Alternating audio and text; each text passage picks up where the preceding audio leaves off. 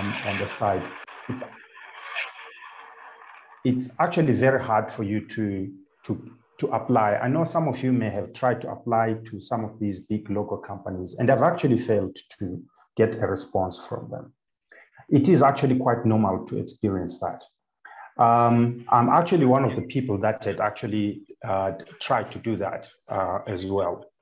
So what Turing does is it actually connects good developers like you to these companies in such a way that there is no friction, basically matching your skills and the companies using very complex machine learning algorithms to actually make the matching work.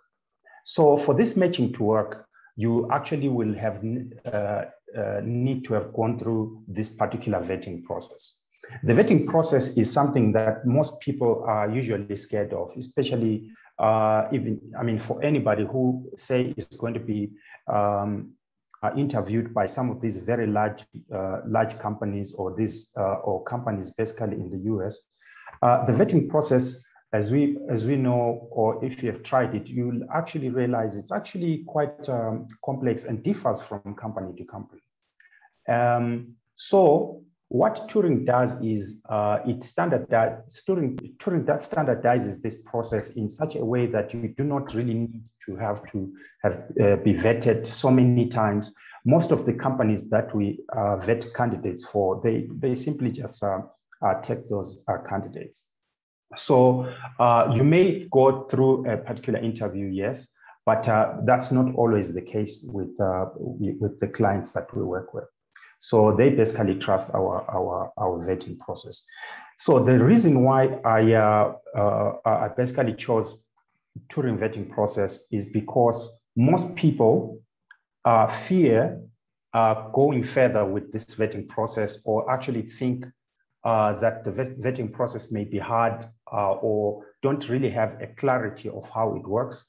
And being in that darkness becomes a situation where some people may begin to say, you know what, maybe I should not go forward. Maybe I'm not good enough. That happens with actually just about all developers.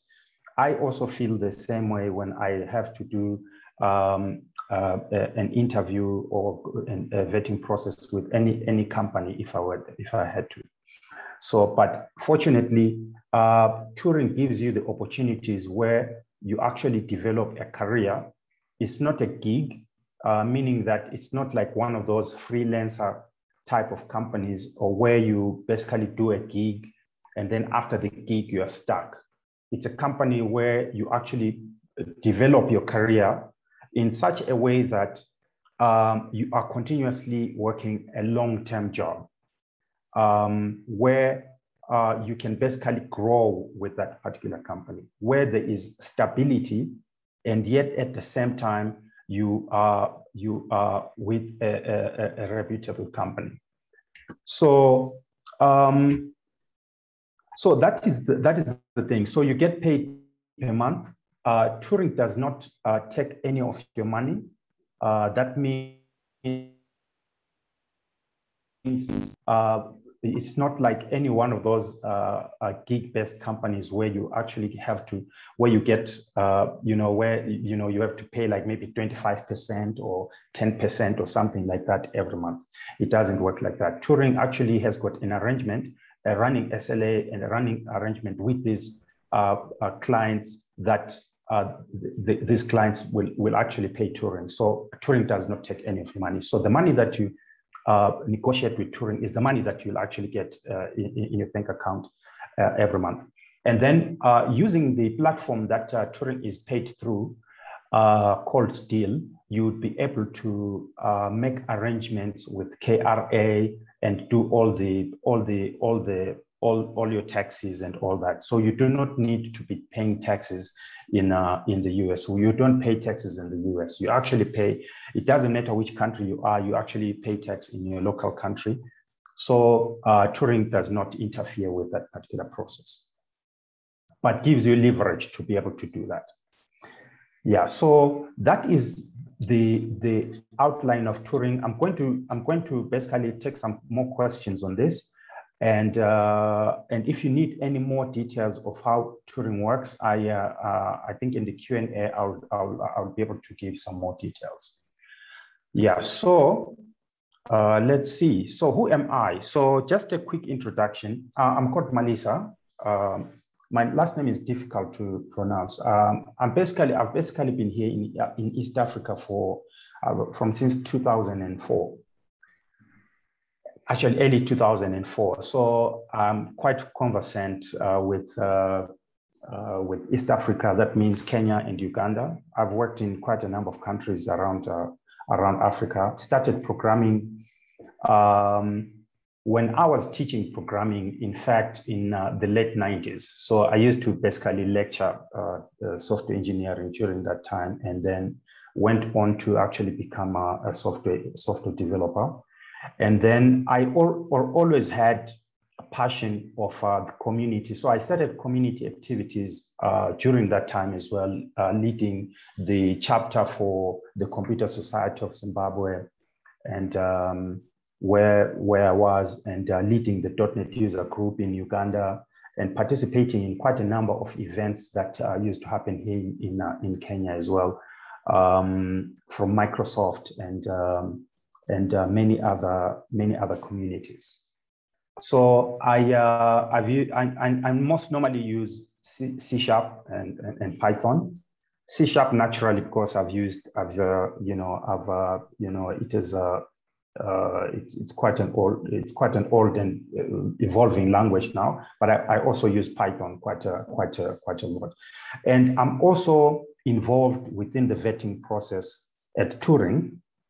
So meaning, if you're going to be interviewed or something like that at Turing, you may probably see my face. So I'm actually at a good standpoint to be able to give you all the information that you may need for you to actually successfully pass the vetting process. I'm also involved, I mentioned, in the community. So in the community, I'm now at Turing a PM, a program manager, actually working in the community team, initially focusing on Africa, but basically spreading all globally. That is the basic vision that we have right now. So, but I'm very, very passionate to have the community grow and to actually have some actual impact on real people and yourself in a positive way that will actually be able to change your career. So it's a very huge passion that I personally have, and even the team at Turing we have. So I hope this is going to be helpful. So without further ado, I'm going to go on to the next slide and just begin with the meat of the detail of my presentation. I didn't tell you the fun fact about me. The fun fact about me is that I'm actually part of a band that plays usually in Karen, a place called Karen Village. We do Afro jazz. I sing. I'm trying to, put my hands into amateur magic, sleight of hand, that sort of thing. I'm trying to do that. If we get to meet face to face soon, most of you, I will actually show you some few tricks that I came up with. That's so. So we might have an end year party. Okay. So I'm sure now on the entertainment side we are sorted. Yeah, most definitely. Most definitely. We also have a DJ MK, Michael Kimani. Yes. So we are good. Yes. Yeah, we're sorted. Yeah, we're sorted. Yeah, I like that. I know most of you said, you don't really have any fun activities. I know you do. Most geeks or most software engineers, they don't really have that reflectiveness of knowing really how interesting they are. But it's I know that every one of you has got some fun facts about them. Yeah. So so once you go on to Turing, developers.turing.com, right? This is the site where you basically, I'm going to share it as well on chat in a couple of minutes. This is the link that you use to basically get onto or begin to be vetted through the Turing system. What you'll see is a page like this. So I don't know whether you can see it when it's not full screen. I'm sorry. Let me try again. Let me try again. Yeah. Oh, now it worked. Cool.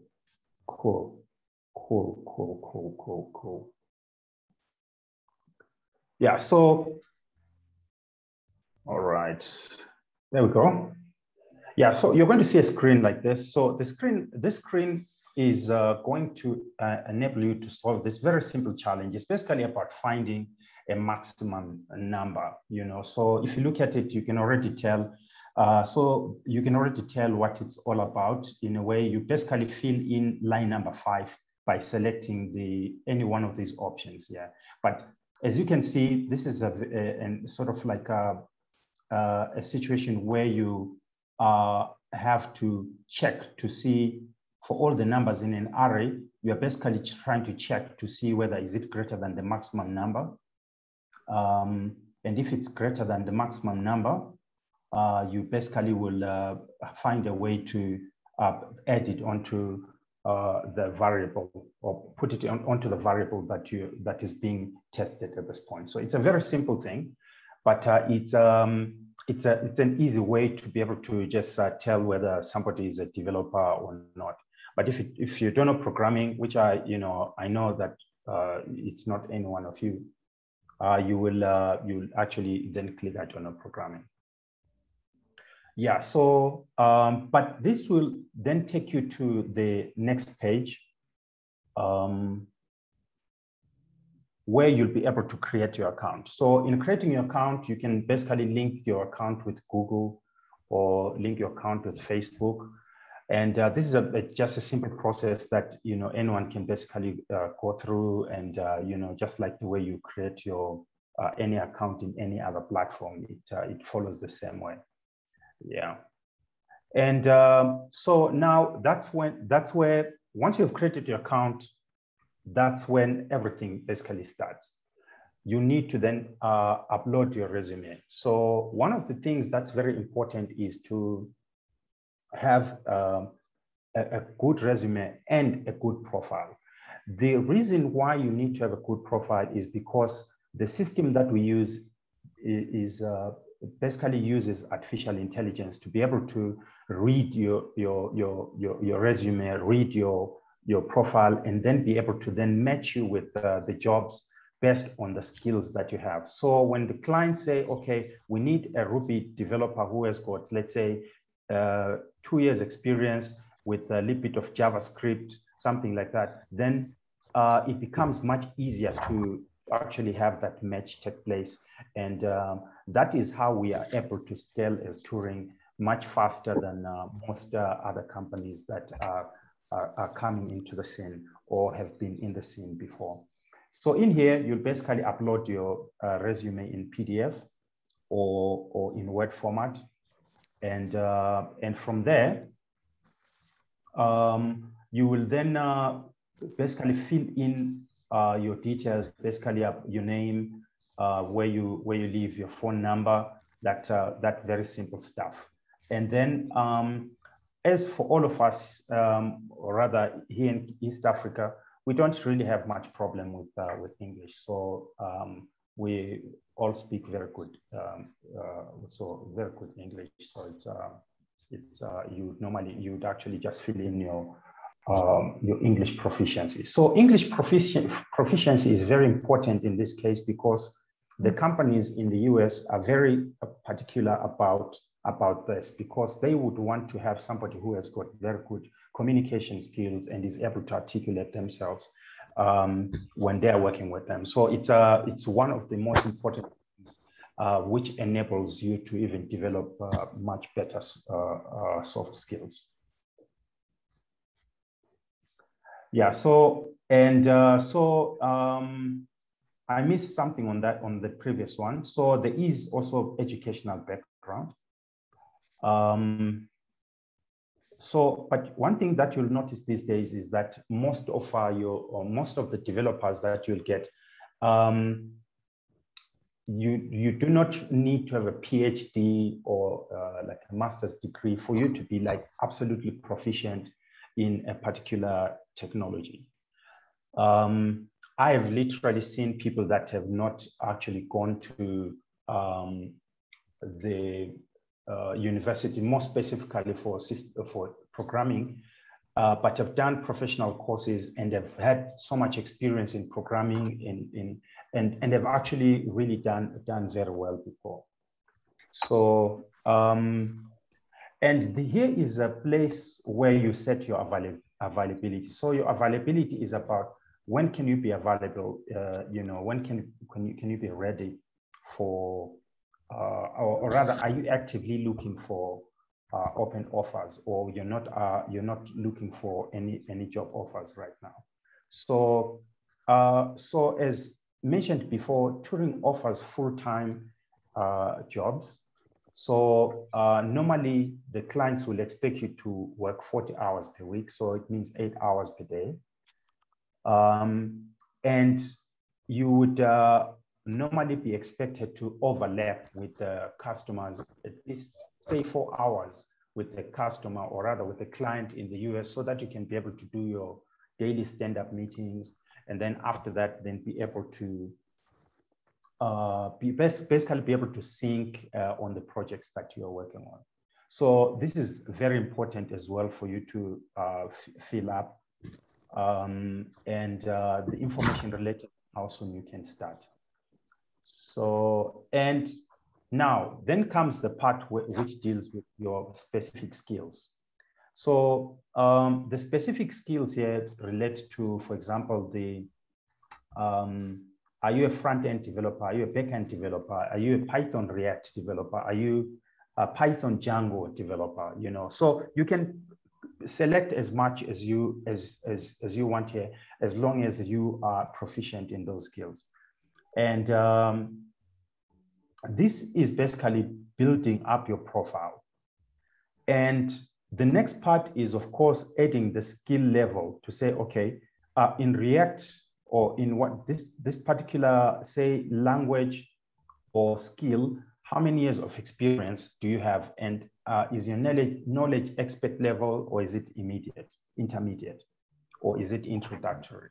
So this is where you put all that information, and it's very important as well as part of building your profile. So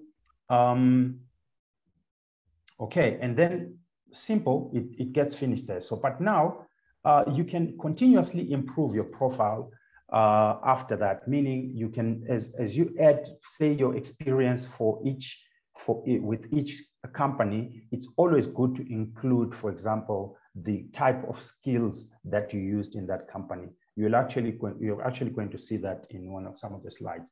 But this is the portal. This is basically the candidate portal, where you're able to, at the top here, be able to see the available jobs based on the skill sets that you've mentioned.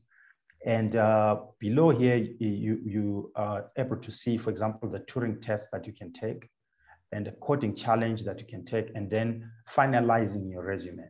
So finalizing your resume is really about taking all these things that you have that relate to your Turing skills, and then putting them together in such a way that they actually present a profile that can be presented to a client, and then that client can be able to basically select and say, you know, this is the candidate that I want, or this is the machine learning algorithm, knowing that this is the candidate that we should actually rank at the top.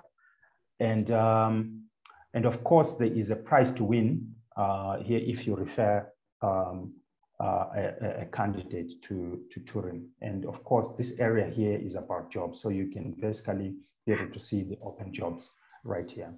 And settings, this is where you can manage your profile. So I'll move a little bit fast now based on time.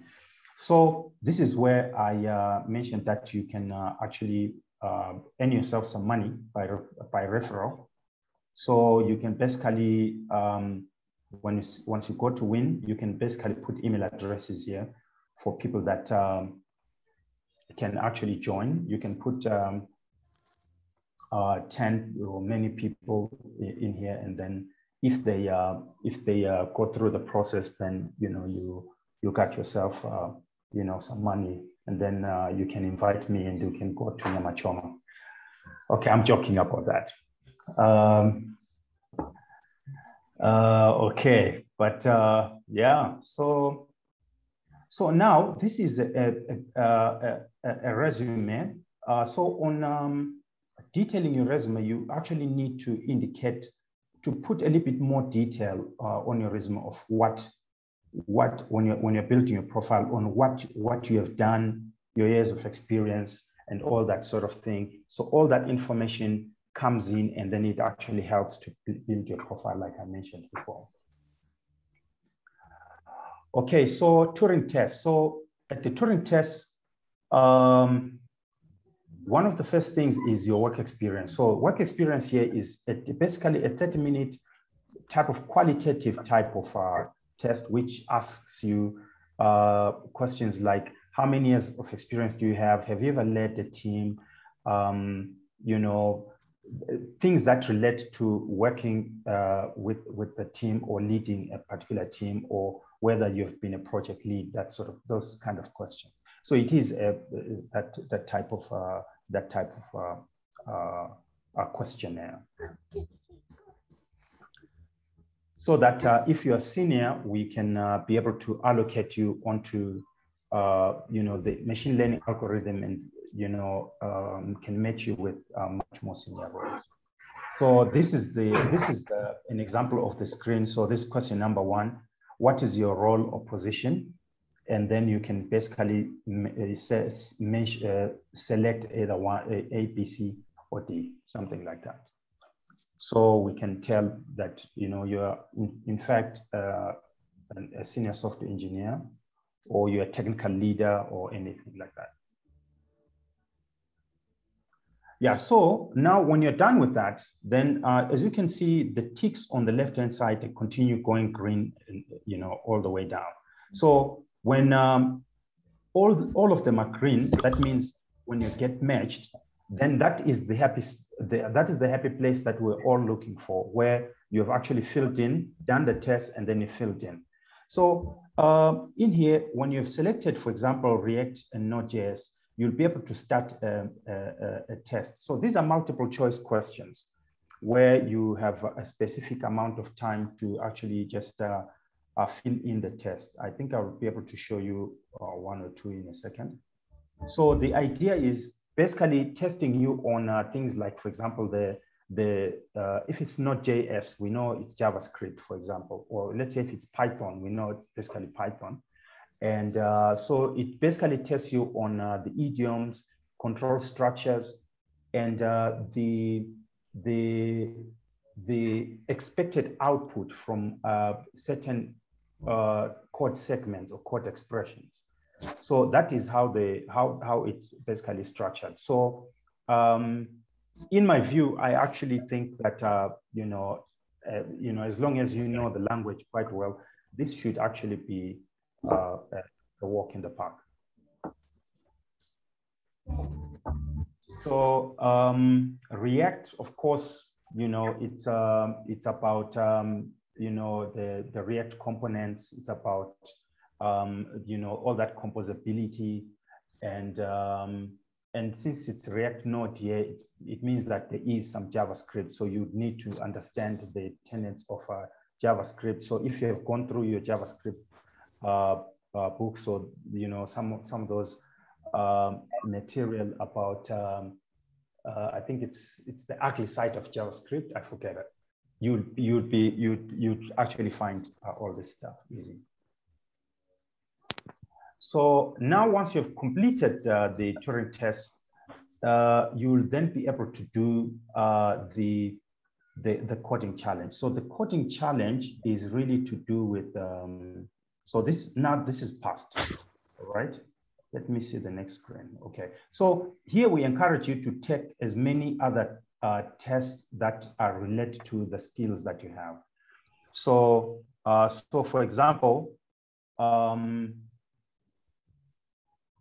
if you also know AWS, you can actually just take the AWS test. So that gets added onto your profile. And coding challenge. So on the coding challenge, this one is a coding challenge where you basically do, you can call it an algorithm-related type of test, like the ones that you have on LeetCode or HackerRank. So it's similar to that style. So you choose your programming language. It's a timed test. You can decide to prepare maybe for a couple of days before you start it, but you can do the practice test initially, and then you can come back and then do the test. So after the practice test, you'll already see how it's like. So I'm also going to just quickly show you how it's like. Yeah. So this is one of the tests that you'd likely get. So for example, here what we have here is you have a way of selecting the language, and you may, in your test, you may have two problems. So it's always good to check this, see whether you've got the. Hello. Yes. Hello. For the number 11. Okay.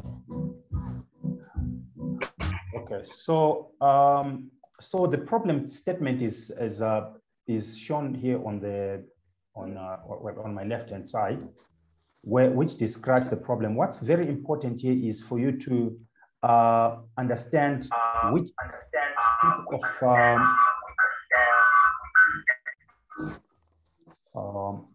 may I request you to mute your mic if you can.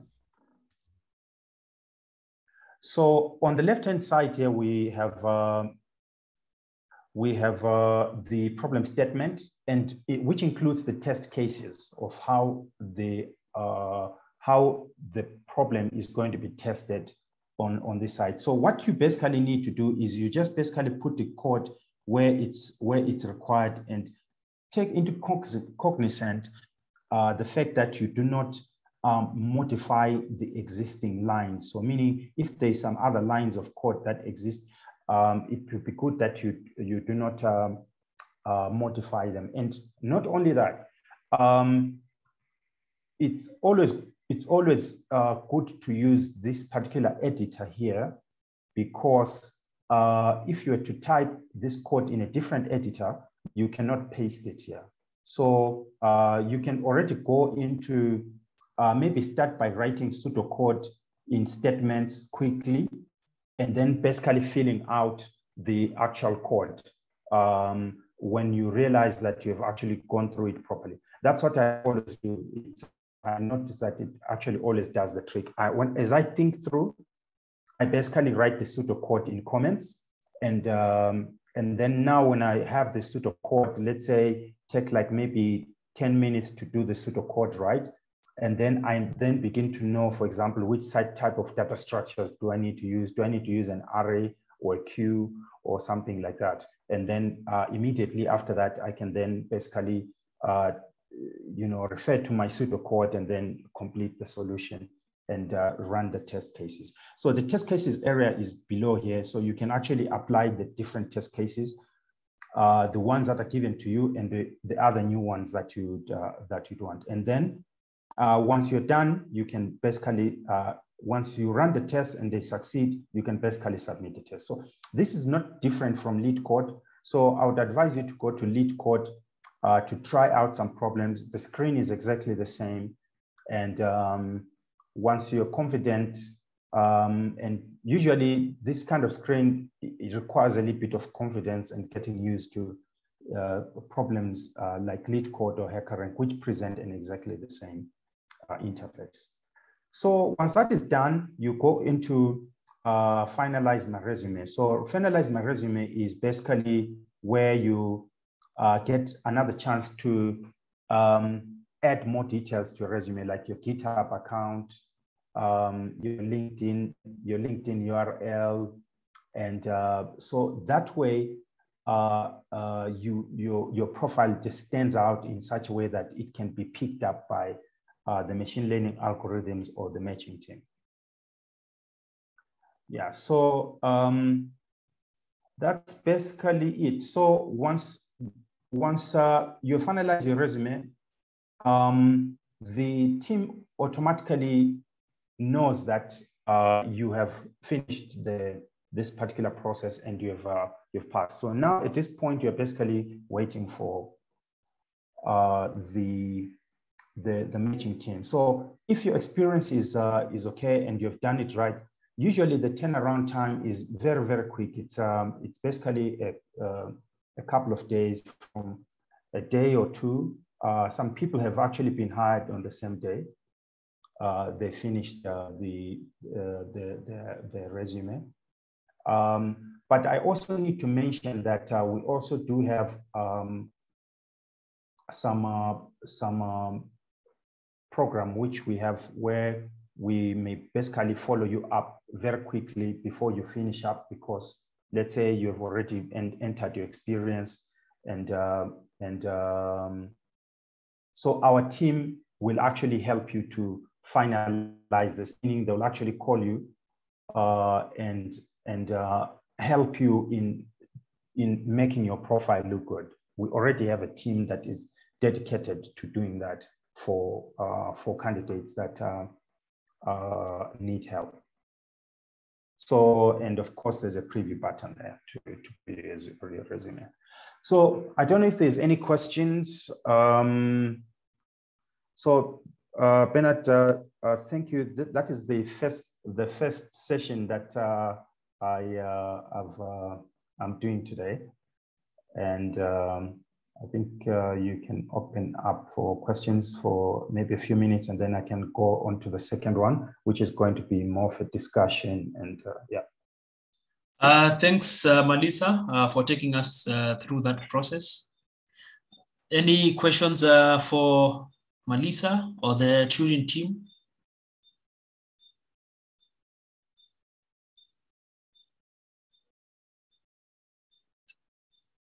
Any question for him? You can type in the chat box. So there's a question from who was raised. There's a question from Justus. Justus, unmute and ask.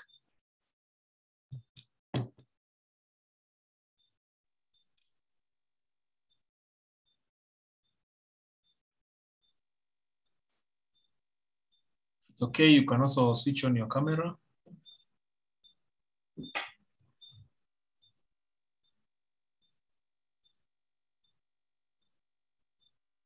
Just as I can't hear you.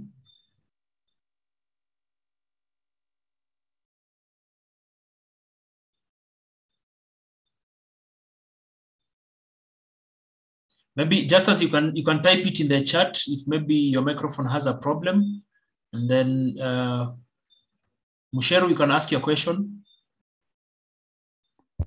Yeah, the last slide, just for these questions, but this thing about the number of words in the CV. So, is it 500? Yeah, so 500 words for the CV.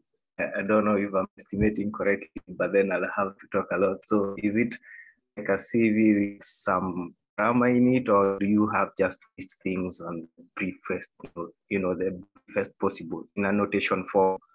Because then if it's in a notation form too, I don't know the amount of experience needed to hit 500 words, or you can come clear on the wording, the first point there.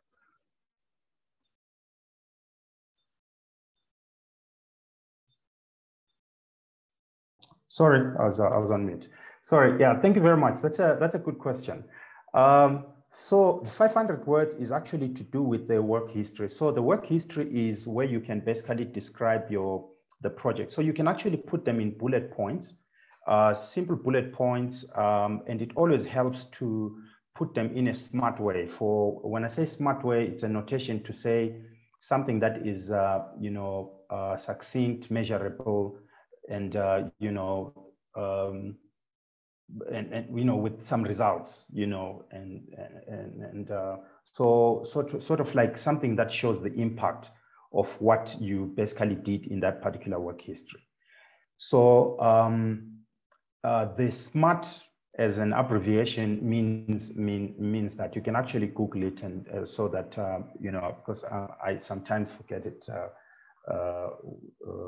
I sometimes forget it, but I know it means impact. So you can put your points in bullets, but in your work history, let's say you've done, let's say, about 5 projects. So you'll actually describe those projects, and you realize that 500 plus words is actually not much.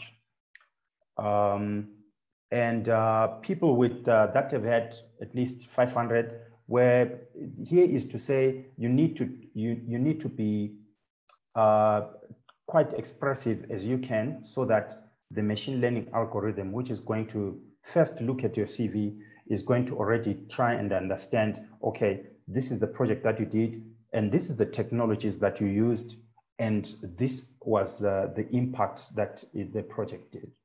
So if you think about it from that perspective, you realize that even if it was just one project, you may actually get onto already maybe 50 words or so. So, and it's always good to include the text stacks that you used in that particular project. That it's a matter of basically just clicking on the particular text stacks and the number of years of experience. That always just works from what we've seen with most candidates.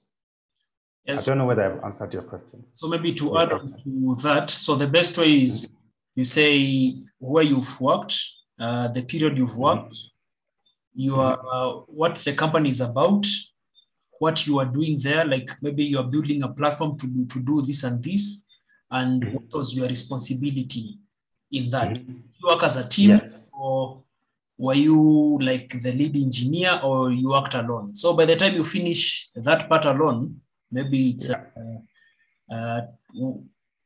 it's what technology stack as well you used. So by the moment you finish that, it's already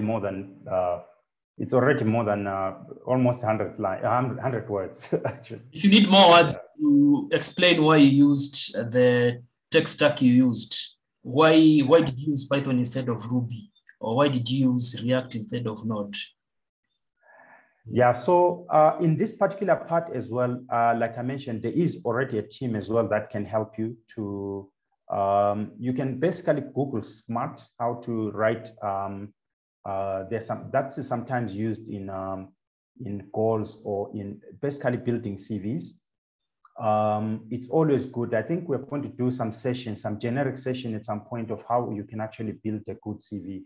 This is a generic session, not just for Turing, but just for any company. If you're going to build a CV, it needs to have those kind of like smart type of explanations of what was your responsibility, what did you do, and how did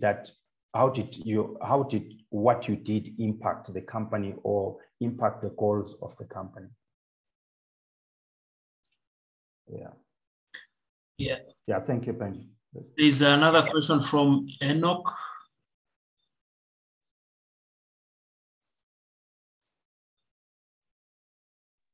Okay, thank you for the time. Can I switch on my camera? Yeah, please do. Okay. Okay, so I had a single question. So I really wanted to know what happens to you if you fail maybe one of the test, or let's say the coding challenge. What happens to you if you fail? Are you eligible to redo, or how long can you take before you can redo the test or something like that? Oh, that's a very nice question. I should have actually talked about that. So once you fail a particular test, you can redo the test. So what Turing is trying to do is to basically grow with you in a career. So Turing is not trying to push you away as a developer. So we understand that, you know, you may come in maybe not very prepared, and you may actually fail the test just because you're not prepared. And, you know, some people get nervous. I do too. So that at that time, you know, you may fail, or you're just not prepared. So you can actually take the test. You can still do the other tests, but you can still retry that test in 3 months. So it will just automatically be re-enabled if it's like the very preferred stack that you'd want, and you can basically retry that test again. Thank you. So the question from Justice is a question on the tests for algorithm questions. From the slide, you said we are to add our tests. Kindly confirm. So from here to add the test cases, right? Yeah. I assume that's what, yes. So like right now, if you look at this particular question, you can you'll already see that there is a certain expected input, and you can basically use this area here to apply the different test cases of yourself as you understand the problem. So the idea is to have some flexibility where you can be able to say, okay, I've managed to handle these edge cases. So usually in this kind of tests, the thing that most people fail on is not necessarily the solution itself. It's actually handling edge cases and understanding the constraints that are presented within the problem statement. So the problem statement, you know, it will always have the constraints and stuff. So it's always good to remember that. So if, for example, you need to handle nulls, you know, you need to already start with that, and, you know, just get it over and done with, and then go to your algorithms, because you may forget to handle those edge cases at some point. So the test cases in this case, they enable you to be able to enter new test cases and basically readjust so that you are able to test your solution through a number of different inputs.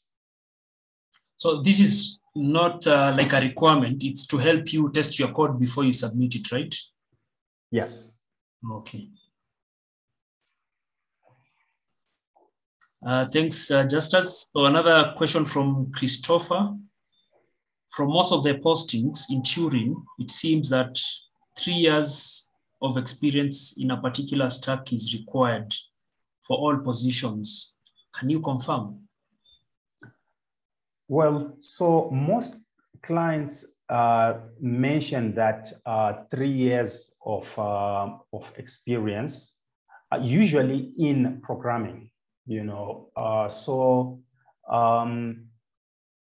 That is there is clients that have often come to us and said, okay, if the person has got a seniority level, let's say they've got 3 years experience and they're really exceptional, and they've used they've actually used, let's say, a particular technology like maybe Ruby for the past 2 years, they should have, or 2.5 years, they should have sufficient knowledge, and they've gone through the vetting process. They should have sufficient knowledge to actually work in our team.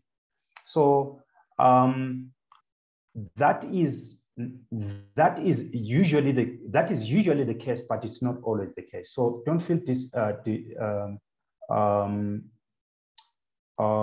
don't feel like, you know, you are discouraged that you do not have, for example, 3 years of experience in Ruby. You can still go through the process, and then Turing will work with you to, as you even reach, you know, some point, and you will actually have your full profile, And if you get matched, then that's a very good thing. I don't know if I answered it very effectively. Yes, you did. My question was just general experience as opposed to experience in a particular stack. So for example, okay. you have 5 years programming experience, but you have one or two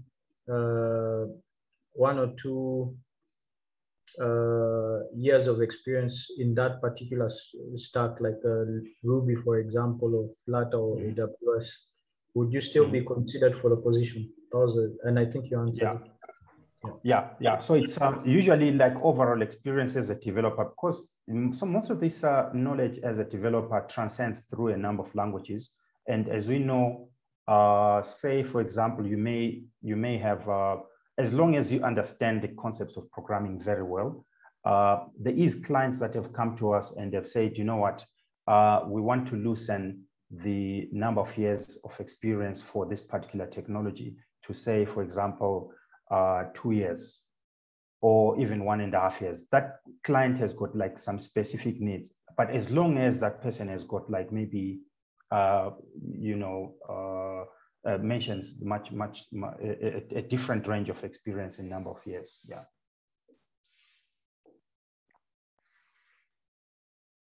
Okay, so Justice was asking, that means we can run our code before we submit, since I can just see the run code result, but no submit button is indicated.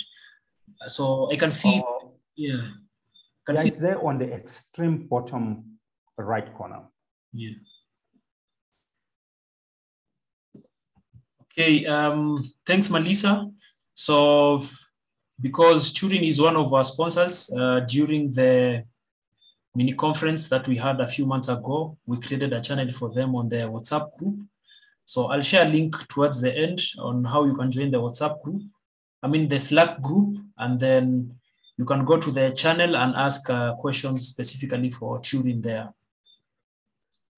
Yeah, and I've also put a bit.ly link which you can click on, and you can fill it in at the end of this. So it will be very important for us to know who has joined, and we can then basically get back to you with more information. If you have specific questions that you have, we'll be very, very happy to assist you go through the entire process very, very smoothly. You can contact me directly. You're going to see me on the channel, or either on WhatsApp, Telegram, or any one of the channels. I'm available. You can ask me directly. I'm very, very happy to help. If I cannot help you, I will definitely assign you to somebody that will help you immediately.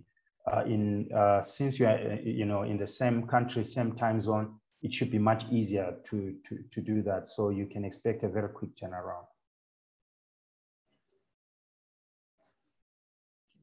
Thanks, Melissa. We can proceed to the next session. Okay, cool. So the next session is going to be, this is more of one of those qualitative sessions where is that? Oh my goodness, I sometimes struggle with this. Okay, cool. So this is skills development. This is by no means a definitive or exhaustive thing that you need to know as skills for software development. These are things that I basically collated and have had to sometimes go through working for different companies as a software engineer, and have had to, some of them know deeply, some of them I didn't have to know deeply. I just had to use them for a particular purpose or to solve the problem that I was having. So I know there is very experienced developers in this amongst you as attendees that have got much more skills than me in some of these things, or even more. So, but I'm sure we can be able to discuss and see, and all of us learn what makes, what makes things better. So I've kept this conversation vendor agnostic, meaning I've not made any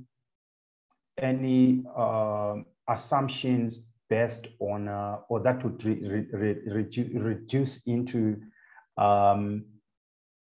we call them religious coding wars, where some people compare, for example, C# and Java, stuff like that. So I've purposely not done that. So the fact is, software development is very hard. This is something that we all know. It means you have to know quite a lot of things for you to be able to come up with the final product, which is software. Besides understanding the requirements and building the software itself, you have to actually understand quite a lot of it in itself intrinsically hard, because there is a lot of connected parts. You need to understand the language, and you need to understand quite a number of things. So I'm going to move a little bit fast on this, because we're actually going to have a discussion. So as a software developer, the skills that I probably just put here are just they're not exhaustive, like I mentioned. You need to have coding skills, system architecture skills, testing procedures, operating system skills, text editing skills, cloud platforms. In the advent of the cloud about 12 years or 13 years ago, people started already moving into the cloud, and now it's one of those pivotal things that if you're going to build a large-scale system, you can't do without. Application frameworks, from Rails to Express to Django to all that sort of stuff. You actually need that for you to accelerate your development speed. And of course, you need a way to manage source.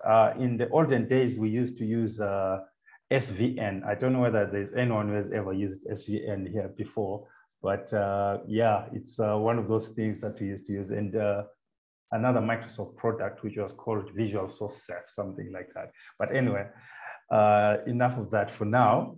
But you also need to know databases. And this is quite a lot of stuff on its own.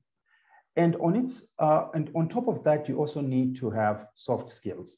So when you attend or when you do an interview with any one of the companies that require a software engineer or some strong software engineer, somehow a number of these items may be asked. I remember even at Turing, we would ask you about, for example, managing source code, about GitHub, for example, about running Git.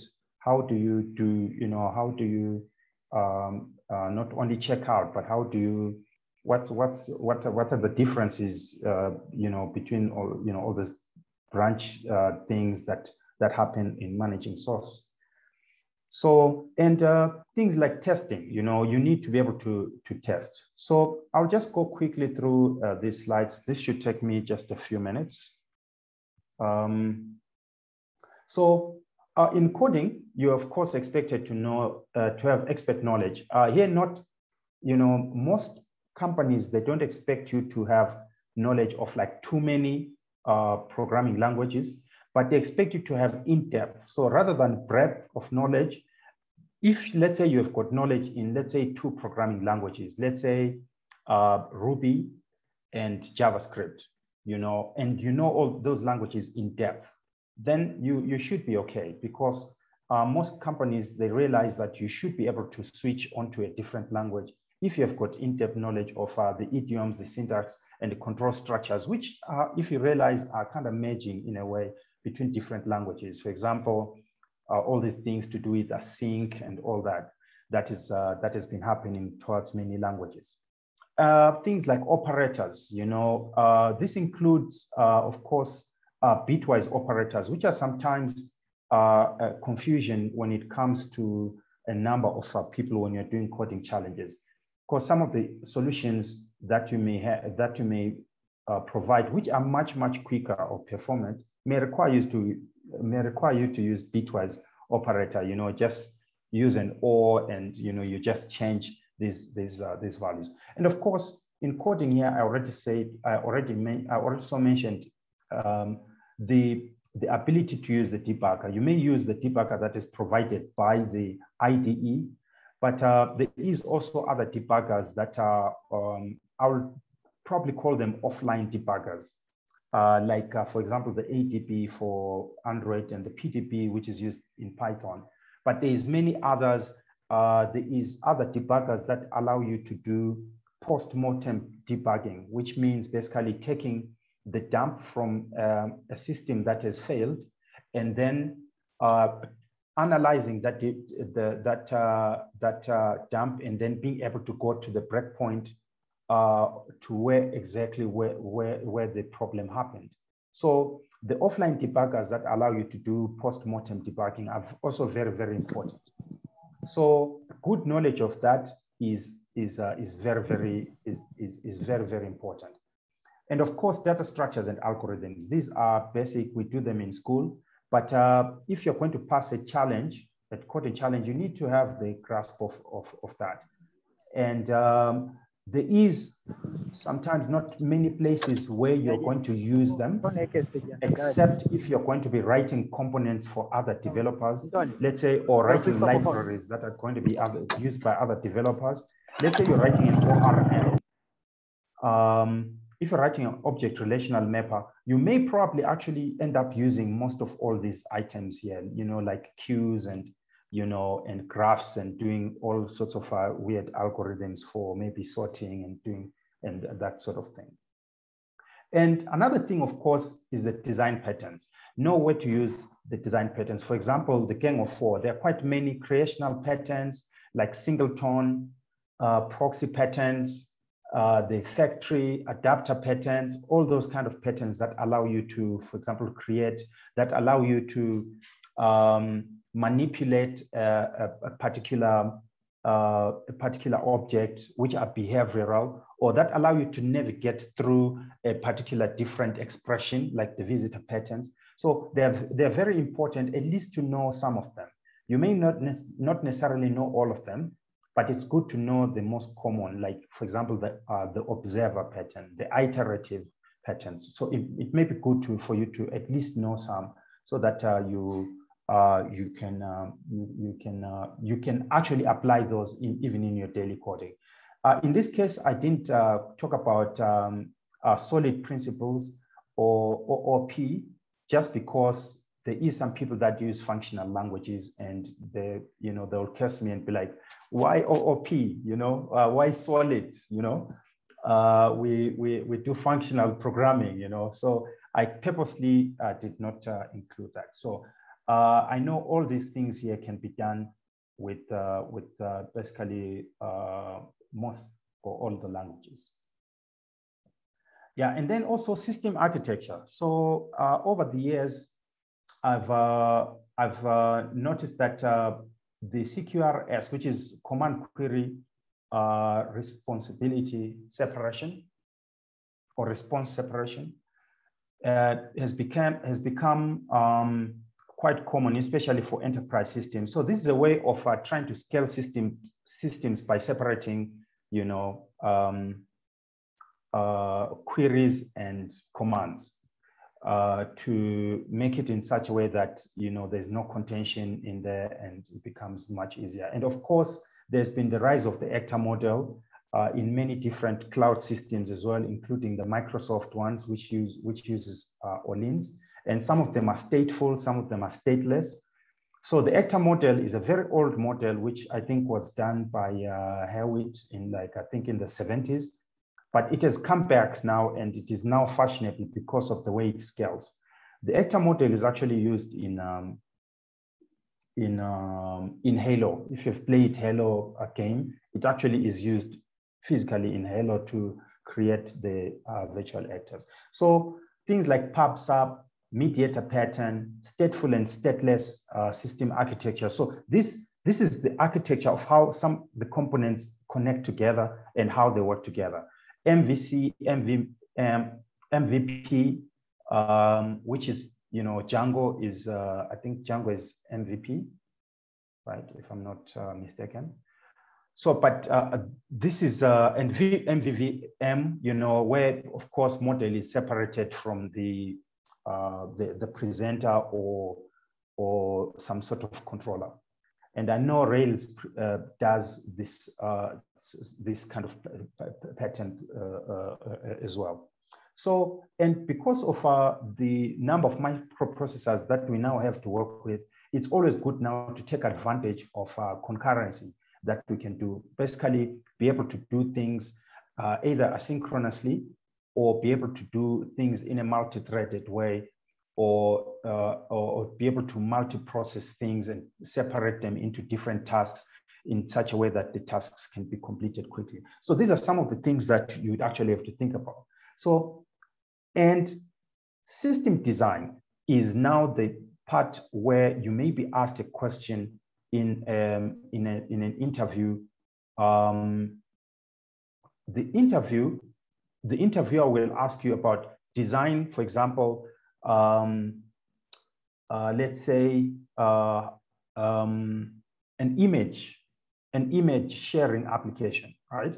So once you ask such kind of question, you would be basically being asked about how does the system scale? So you need to think about the architecture. What sort of components are you going to put onto that architecture? Are you going to put some buses? Are you going to put some, you need to think about storage. You need to think about how robust the system can be. Can it scale big? Can it adjust when there's so many users? So you need to think about that. So that question on system design, usually it's unclear, purposely so that you are able to interact with the interviewer on the details that you need for you to be able to basically gather more requirements or clarify the requirements. So to keep a conversation going. So, and how the system can be responsive. So it needs to be fast. So so the system has to be able to show that, it has actually uploaded the image. Even though it may do eventual consistency, it has not yet saved the image onto the actual storage itself, but it is in a consistent, in a place where eventually it is going to be saved, but it gives feedback to the user that it is, everything has gone okay. So of course, unit testing, I didn't touch much on this because I think it's quite simple. This includes, of course, even the end user testing and the headless testing that is sometimes used through tools like Selenium or Playwright. Yeah, operating system. So, well, we said designing software is very hard. You need to also know about the operating system, the memory that is going to be used. So if you're going to write a certain application, you need to know to reduce the number of IOs onto the disk and or rather the file system, the memory management. But with managed languages, it's much easier in terms of memory management because you do not have to manage this memory yourself as long as you exit the stack frame, the memory is reclaimed. But it doesn't actually necessarily prevent you from having memory leaks in any case. So understanding that is also just another thing, and if you're designing an application for Linux, it may there is certain features that may exist there that may not exist in Windows. Let's say you want to port it to Windows or port it into a different operating system or different flavor or distro of Linux. It may not actually work because of the way the distros are different. So all that stuff makes programming quite hard. But, and then of course, networking from HTTP. Here, I didn't mention REST, but those are some of the things that are a little bit obvious. TCP, sockets, gRPC, which is of course the remote procedural call from Google, which has become now popular. Things like security, UI, The reason why I put web browser as part of the operating system is because the web browser has already become some form of operating system where applications run from.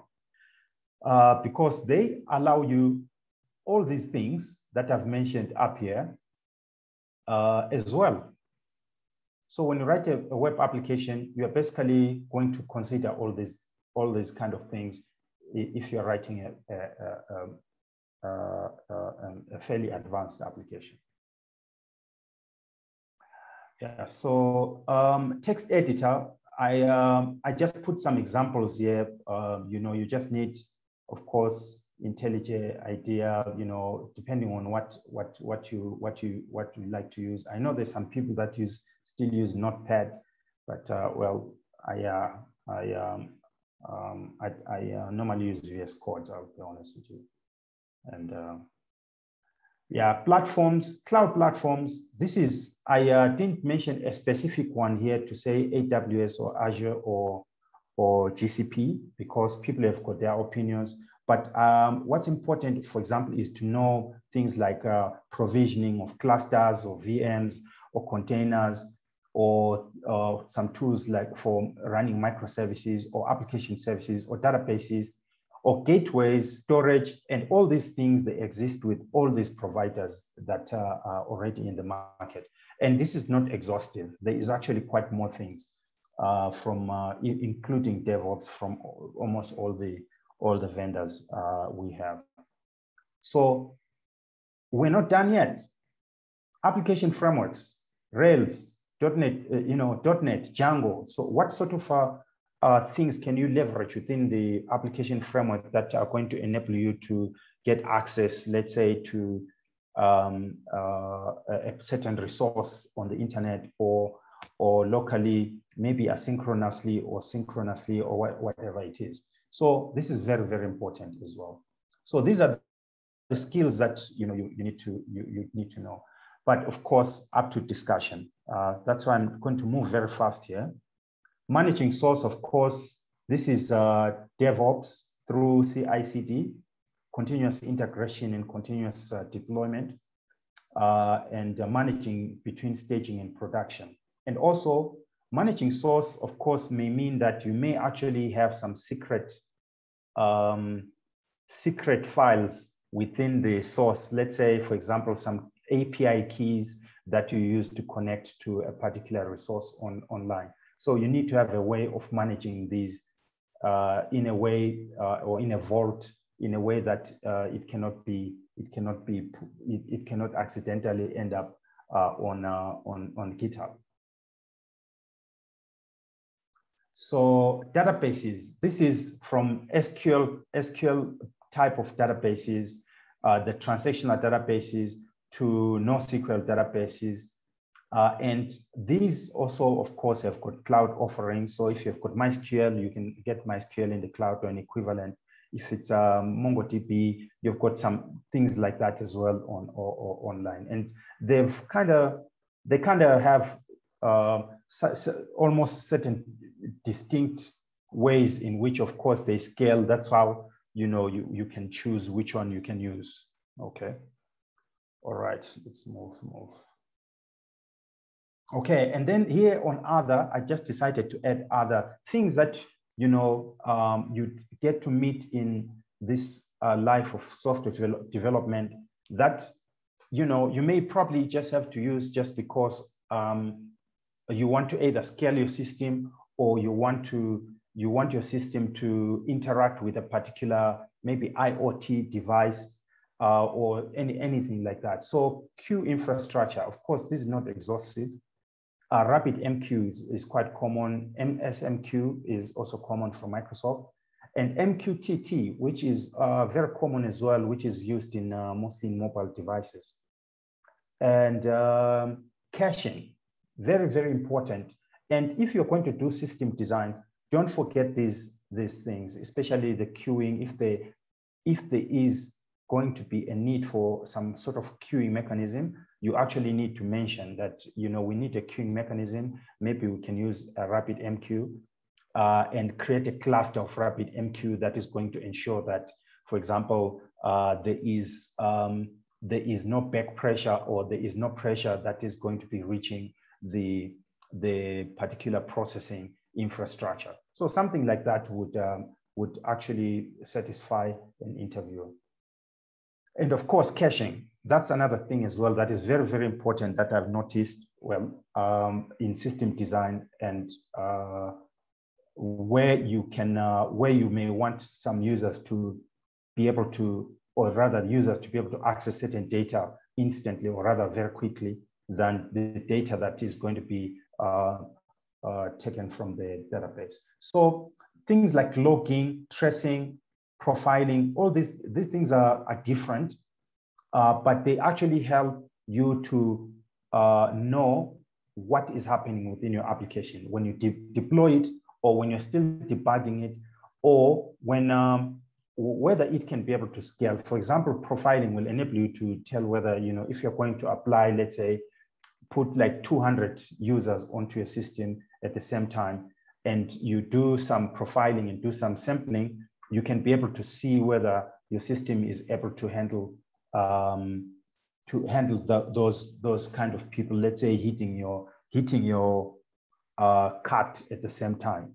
So yeah, so the last thing, of course, is soft skills. I decided to bundle up a couple of things here. Communication. This should not be so much of a problem in terms of the fact that we all speak English, but when you're working in a team, you need to have those kind of communication skills, which have got empathy and usher in respect and collaboration, despite of where the person that you're working with is coming from or comes from. So this is a very, very important skill that many people that have failed to work in international companies have actually failed, not because of their coding skills, but have failed because of their communication skills. So it's quite interesting that that would actually be the case. So collaboration. So being able to collaborate, it could be on Slack or whichever channel that the team is using. Project tools like Jira. I forgot the other ones that I wanted to put here, but I only could remember Jira. And of course, some office tools like you realize that you may actually have to use Excel once in a while, for one or two things. So even if you're a developer, you'll actually find yourself using Excel. So things like that are important as well. So I think this is, so the how do you get there? So there is no one way. And like I said, there is many ways. I'm quite sure many of you have used many different channels to be able to do what you do. But I have used quite a number of different channels as well, from books to Coursera to Udemy, a lot of Udemy. Usually before I would do some coding challenges, read through the books, I would actually go to Udemy and then just go through a number of them, because I can go through them quite quickly and without so much effort, and just write some notes. And then when I go to my books, where I'm going to read, like the computer science books, it becomes much easier. I basically get to memorize easier. And then I go back again to lead code. And then after lead code, I'm actually basically solidifying the skill of how do I put all these things together into something that makes sense. And then of course, cloud patterns, like some of the patterns that I mentioned on system design, which I usually ask. If you just Google cloud patterns and it takes you to the Microsoft site, you're most likely going to see all the different patterns, like the circuit breaker patterns and all those kind of patterns that are very important when you're doing system design, that if you mention, the interviewer will understand that you actually can build a large system that can be used by millions of people. Continuous practice, of course, experimentation and side projects. So many people do side projects and experiment to do this. And of course, read from blogs.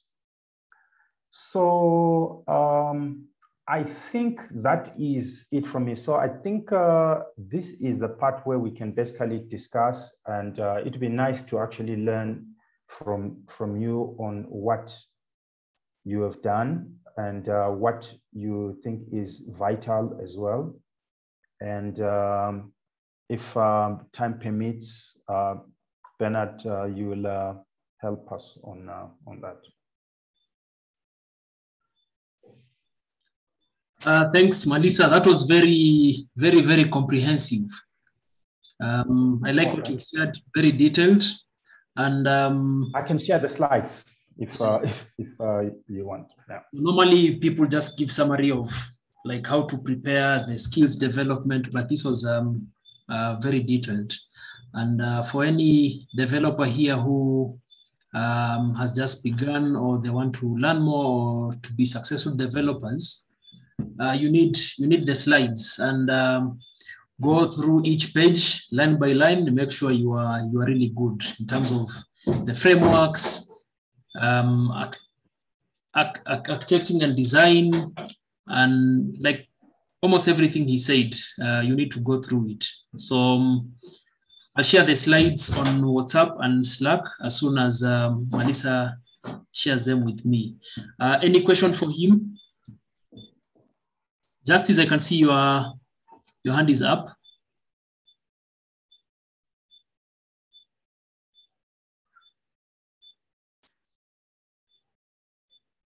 You can ask your question just as,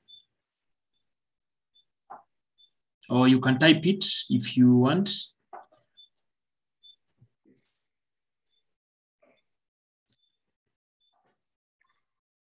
Musheru, go ahead. So what happens when during an interview, when a question is raised and you clearly, you sort of have an idea of, but you clearly don't know how it ends. Like you definitely know you have to fix this to the end. So does communication come in play? Like when you are, is it like the interview, is it like a situation where you are pair programming with the interviewer, where he or she can see, you know, what you are thinking about or something, so that even if you don't know whatever is being asked to the very end, at least they can see your sort of initiative. Are you open to such kind of interactions, or is it just you know or you don't know? Yeah, so most interviewers, from my experience, well, as an interviewer as well, what's very important is the communication. Well, the communication and asking clarifying questions. You know, if you in most companies as well, when you're being interviewed, when the question is actually not clear, it's always good to, it's actually intentional that it's actually not clear, so that you do not rush into trying to solve a problem which you have not understood. Because the most important thing about solving a problem is understanding the problem. So the moment you begin to ask clarifying questions and then basically putting some notes down as comments, so that you do not forget when you probably need to do the coding challenge, that always helps. And you know, it just try to make sure that you understand the question. It's and think through the approach. You can start with a brute force approach of solving the problem. So meaning you can start with a way which may not be efficient, and as long as it works, for most cases it is fine.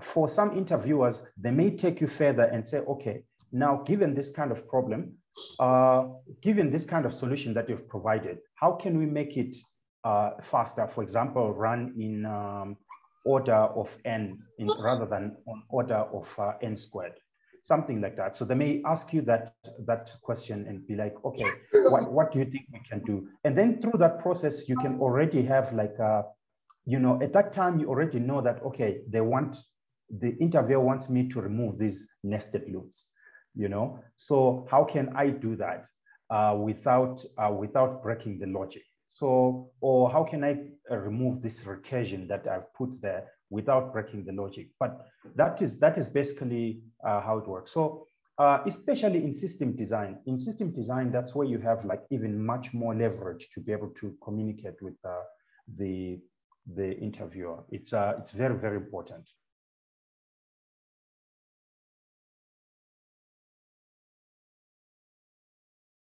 Okay, thank you. And in most cases, communication skills are already measured at that time. So meaning the interviewer already has got a scorecard where they will use a rubric on your communication skills based on how you responded, or whether you communicated or not, or whether, you know, you just went on to just providing a solution without communicating. Okay, thanks.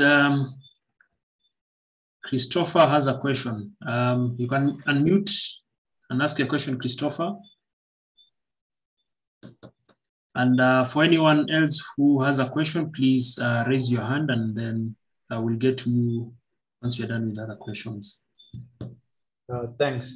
For the job opportunities that are in Turing, are we able to target and apply for specific jobs, or is it just the algorithm that will match us with the jobs that are out there?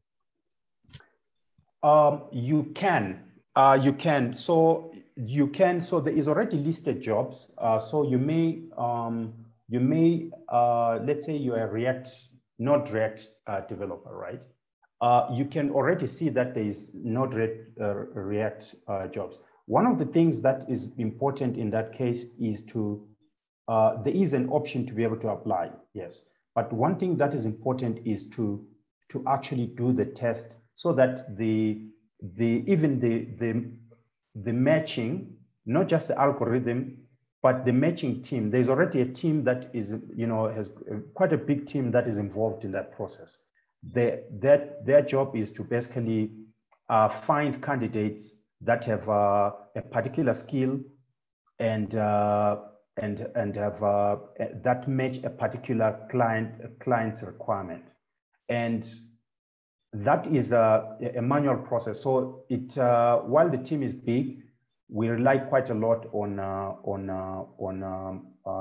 machine learning as well, because we're trying to scale as much as we can, much bigger. So it's possible to apply for, or to even indicate that, you know, these are the things that you're interested in terms of like the type of work you're interested in Node.js.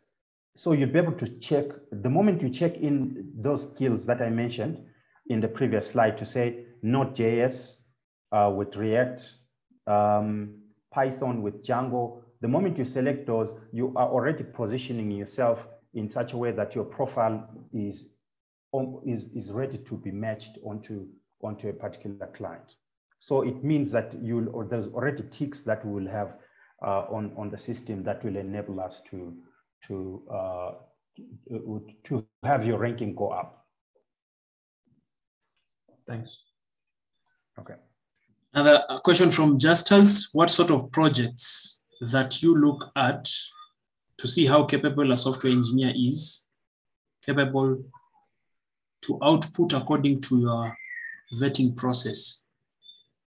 Okay, so projects, there is not really like a sort of project. So it could be any project that you work with. So there is some people that say, for example, have worked, especially the people that work in front end. The people that work in front end, at least if you have got, let's say, links to your portfolio of, let's say, things that you've done, that can be very, very helpful, you know. But for most developers, it's a little bit difficult to do that, or because of the, you know, NDAs and all that. So any kind of project, or people that have published applications on the App Store, for example, you know, some of those have actually put those links onto the profile, you know, and be like, you know, I've written, you know, 500 applications and 2 iOS applications, and these are the links that are on the store, and these are the links that are on the Play Store. So some people have done that. So it's not necessarily about what types of projects. Anything that you have done, which you can be able to attribute to which can be attributed to your skills in software development, will be valuable. So don't skip anything. Maybe to add on that is, if you say you have experience in Python, so the way to back that up is by adding projects related to that tool or language. So maybe you say you have experience in Python, there should be at least one project done using Python. If you say you experience in Ruby, then you should have at least a few projects linked to that, rather than saying you have 3 years experience in Ruby, but there's no project that you've done related to that language. Excellent. That is an excellent thing. Excellent thing. Thanks, Bernard. Yeah. So thank you so much, Melissa. What you've shared is very helpful to most of the people, and looking forward to success stories of people going to get jobs and projects from Turing. And this will not be the last time you see Melissa. You'll see him in other events. And if you have questions, there's that link he shared. Let me share again.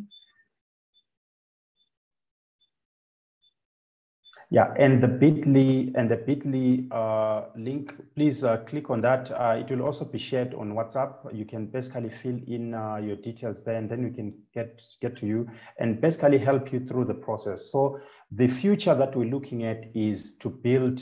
So you may not have experience right now, or you may be a beginner, but we want the vision is to be able to grow with you as a developer. So, you know, it's always good to sign in, and then that is really good, so that we have your details, and then at the time that you have that experience, you will then be quickly matched. Yeah, very true. Maybe a few people just to give some remarks, not necessarily questions, of how the session has been or what you think. So Newton, you can go first, and then maybe a couple of other people before we end the session. I can see time is already up. Yeah. Yeah, so hi. I didn't really introduce myself, so I'm Newton. I'm a freshman in pursuing computer science at State University. So I'm really grateful to Melissa for the presentation. It was really helpful, especially for like someone my age. I'm really starting out on my career. So thank you for the presentation. Yeah, and I look forward to working with Turing. Yeah, Asante. Okay. Another person, remarks to come.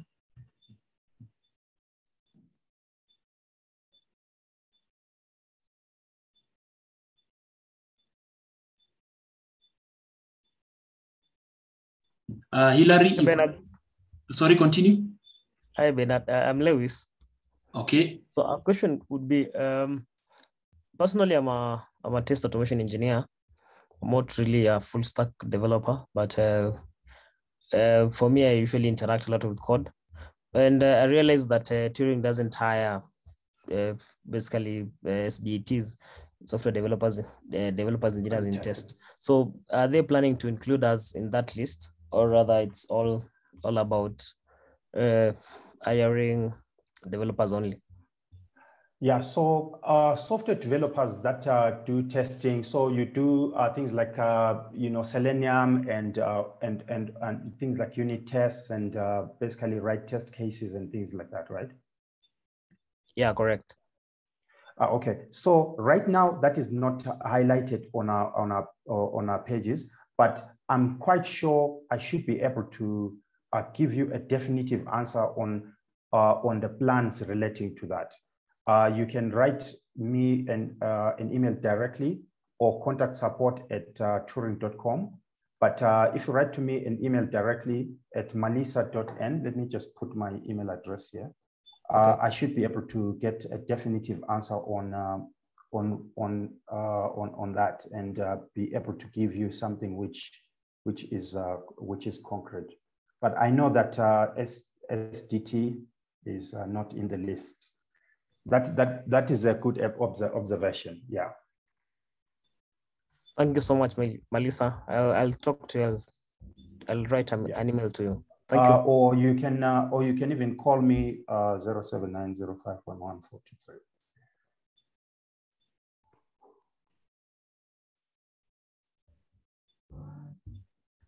Okay, thank you. So last comments, remarks. Maybe Ian, you can give the last remarks, comments. What did you think about the session? Take home. Yeah.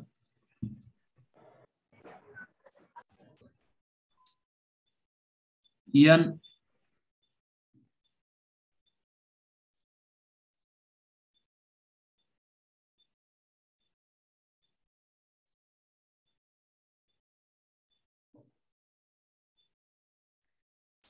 Ian Buru.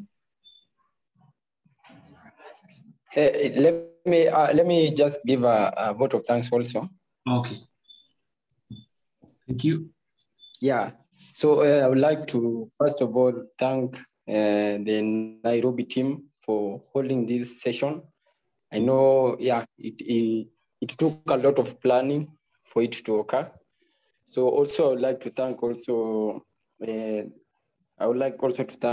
Malisa for the very insightful presentation. I think there's a lot of things that we need to do before we can reach that level of being a completely full software developer. So like, I think it is a challenge for us to learn more and to aim to be better.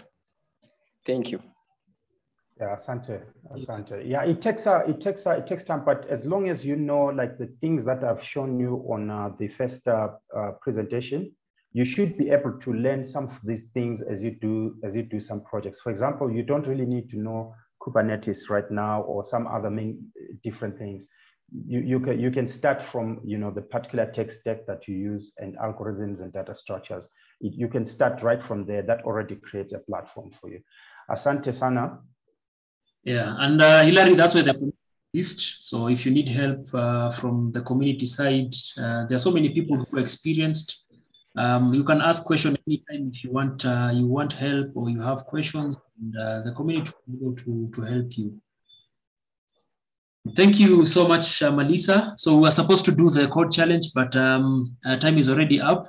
The session was great. Thank you for your time and for the information, Malisa. And thanks everyone for attending. So there's going to be another session next month, but we'll communicate. It might be an end-year party, so watch out for that. And so we shared a number of links here. So this is a link that Malisa shared. And then there is a link about joining Slack or WhatsApp group for Nairobi so that you can become part of the community if you haven't already joined. And that's it for now. Thank you so much. Let's keep the conversation going on the online groups. Thank you so much, everyone. Thank you very much, everybody. Really appreciate you. Looking forward for more conversations and to learn from you. And thanks a lot, Bernard, and the entire team for making this possible. Good, thanks. Okay, everyone. Bye-bye. Have a good night. Okay, bye. Bye.